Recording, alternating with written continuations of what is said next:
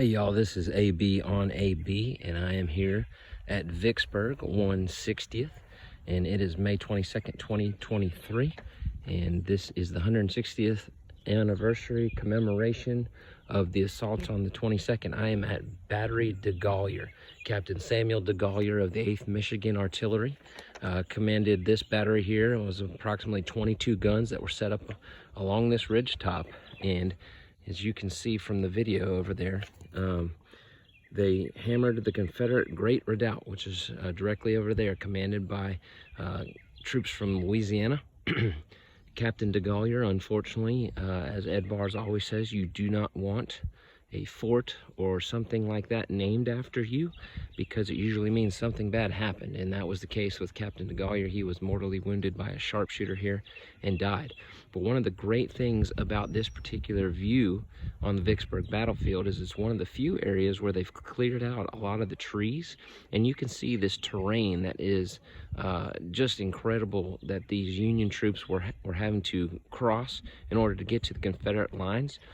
As they got, the ridge tops were cleared all along here, but in the ravines during the battle, many of the trees were felled to create abattis. They were filled with impenetrable thickets and cane brakes, as you can imagine, also all full of snakes and other kinds of things that you don't want to come in contact with if you're much like me. Another thing you can see is up here on the hillside, you will see the Illinois Monument, and that is an incredible work of art. If you're ever here on the Vicksburg battlefield, make sure that you go and get inside of it. It is open at the top, and so it creates this incredible echoing effect, and you will definitely want to get inside there. If you've got a good singing voice, it's a great place to try it out. The sounds are incredible. It's also one of the nicest places on the battlefield for a good breeze. If you are touring here in Vicksburg and it's any time past probably March or April, you're going to want some breeze because it gets extremely hot here.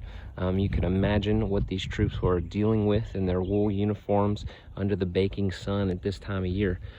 You also see out here, there's a kind of a house out in the middle that was used to be the park superintendent home. I think now it's used for some sorts of galas and parties and things like that, related to stuff going on here in the park. On the other side of that home, you can't see it from where I'm standing, is the site of the July 4th surrender meeting between John Pemberton of the Confederate forces and Ulysses S. Grant of the Union forces. Up here at this part of the field is the 3rd Louisiana Redan, and that was the scene of major fighting during the siege. You also had night fighting that occurred there, a battle that happened that lasted, I think, 26 hours. And so I'll get an opportunity, I'll head up there and let you see that. You'll also see, and just through these trees up here, you can catch the edge of it. That is the Shirley House. That is the one remaining structure on the Vicksburg battlefield that was here during the time of the battle and siege. And so that was behind the Union lines. The Shirley family were actually Northerners that had relocated to Mississippi, and supported the Union, and their son, I believe, during the battle helped fight, and he worked in the Union lines during the battle. And so a lot of interesting stuff here. This is they call Vicksburg the Art Park. You can see up there the Louisiana Monument. This is the art park of the battlefields. Gettysburg is kind of like Monument Central, there's no doubt about that, but the monuments here are incredible works of art. There was a married couple, I think the last name is Kitson, that did a lot of the different pieces that you see here throughout the park. And so there's some great stories behind all that. If you are into art in any form or fashion, this is definitely a military park that you want to visit.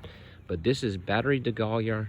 It's tour stop 1 on the Vicksburg National Military Park map that you can pick up in the visitor center. There's also some great literature out there that has, in my opinion, better driving tours that give for the more detailed person who wants to tour this battlefield. And I'm going to do another video at a later time just discussing the things that I take on a battlefield and the tour books that I like to use when I go out there.